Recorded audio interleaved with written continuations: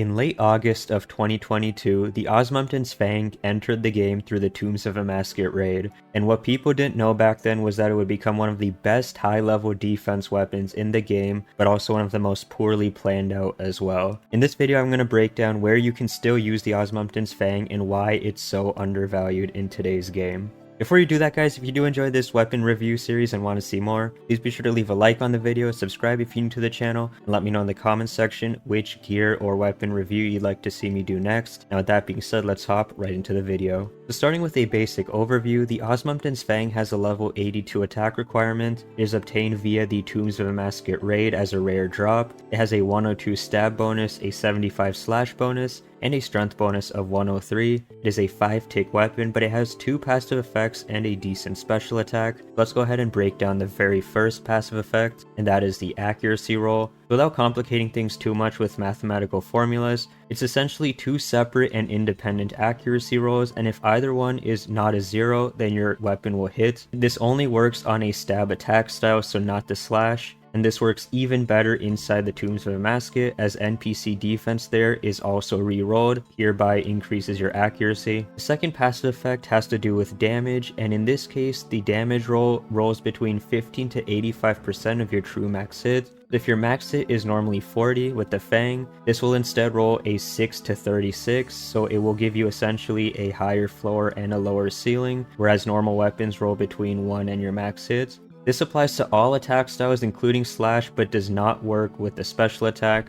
The special attack is pretty good. It does cost 25% of your special attack energy, and it increases your accuracy by 50% for your next hit. In terms of damage, it uses the Fang's actual max hit for damage rolls, so you get more damage potential at about 6 to 40 instead of 6 to 36 like you normally would. Now most people would use an Osmumten's Fang for Slayer, so let's go over a low defense Slayer monster and a high defense Slayer monster to compare DPS. So starting with Blood Velds, which are a low defense Slayer monster, when you compare it to the Abyssal Whip, you can see that the Fang and Whip essentially have identical stats in terms of max hit and DPS. However, despite having a slightly higher accuracy, it does appear that the Whip would be a better option here. Now when we compare it to something even better like a Grazi Rapier, which is essentially one tier above a Whip, you can see that the Grazi Rapier does outclass the Fang in terms of max hit and DPS, despite the Fang having a higher accuracy.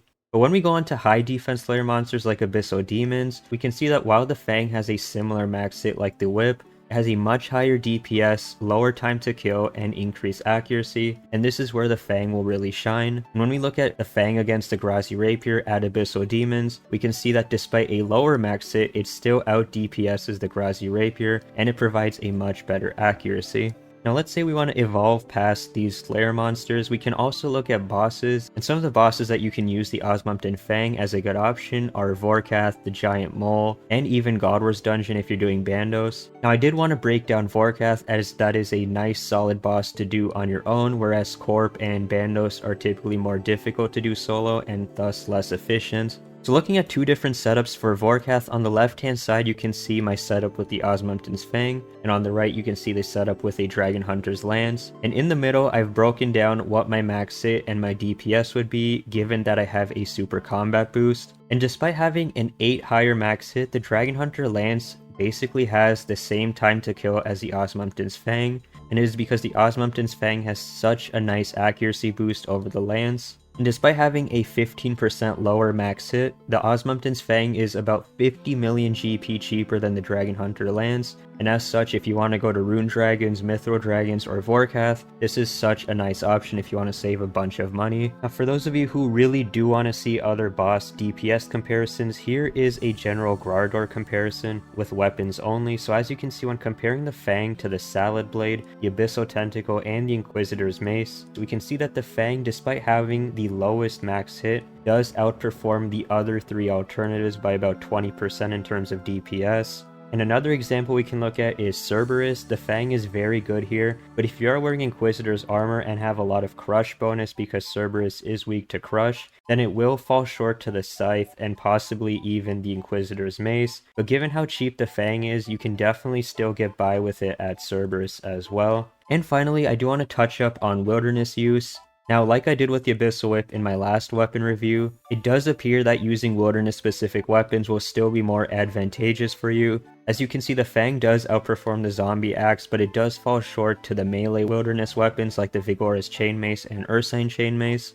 If you are considering killing revenants or doing wilderness bosses, maybe consider using the latter two weapons. Now when it comes to general XP training, there's not a lot of places where I would recommend using a Fang for this exact purpose. For example, using this at Ammonite crabs or sand crabs would be very inefficient, but if you were to use this for AFK training, I would suggest using this in the Nightmare Zone, and I have put up my own setup and what an inventory setup would look like in the Nightmare Zone. This is about a 65 million GP setup, and it gets you about 75 to 95,000 melee XP an hour depending on your stats and gear, but you can also get 150 to 300,000 Nightmare Zone points as well, so this is a good option if you're looking to gather points for imbues and stuff like that.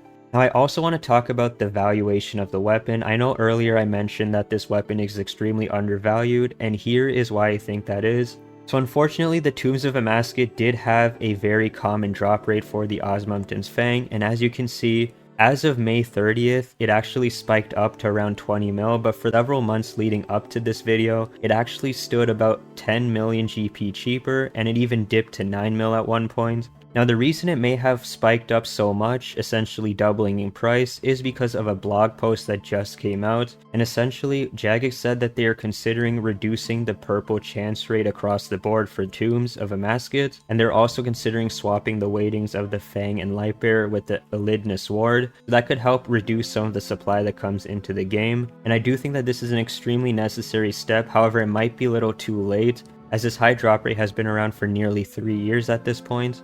But even if it does settle at around 20 million GP, I cannot stress how important it is to buy one of these weapons once you reach level 82 attack. If you are looking at getting into endgame bossing and maybe high level slayer training, the Osmumten's Fang will be something you'll keep for the rest of your account, and it is definitely worth buying as early as you can. Now guys, we are towards the end of the video, so let's go ahead and wrap up some pros and cons for this weapon. Starting with the pros, it is great versus high defense monsters and bosses. It has great consistency in terms of accuracy and damage with the passive effects, has a good stab and strength bonus combination, and it is still currently undervalued quite a bit. In terms of cons, it does have a 5-tick attack speed, and it is outclassed when you go up against low defense monsters because you have better options like the Abyssal Whip or even the Grazi Rapier. Its slash attack style is kind of useless and not really worth picking. And in terms of wilderness uses, it's not that great, but these are all pretty menial cons, and overall it's definitely worth picking up for your account. Now guys, this weapon review series is pretty new. This is only the second episode of the series, so if you do want me to add something for future videos, please be sure to let me know in the comments section. Otherwise, I hope that you did find this helpful, especially if you're in the mid game and looking to upgrade your weapon. This is definitely something worth picking up. If you did enjoy this video, please be sure to leave a like on the video, subscribe if you're new to the channel, and let me know in the comments section what weapon I should review next. With that being said, I hope you guys take good care of yourselves. Until next time guys, peace.